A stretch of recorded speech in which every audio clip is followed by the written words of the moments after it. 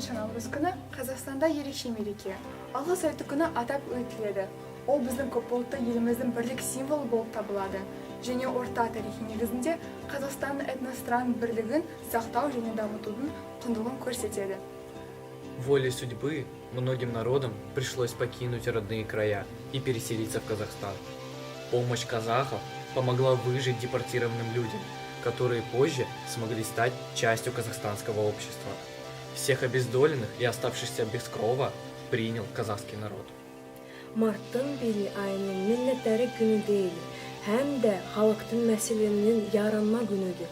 Ana tilin, мәселенің, tarixinin öğrenmek için her bir etnos öğrenmek şeriat lazımdır. Қазақстанда яшәүдә һәр милләт уникаль.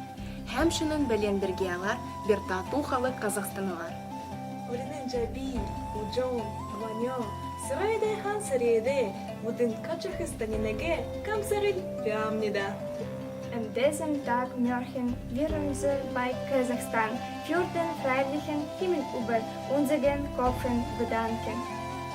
Мы желаем процветания нашей стране, мира и согласия всем казахстанцам.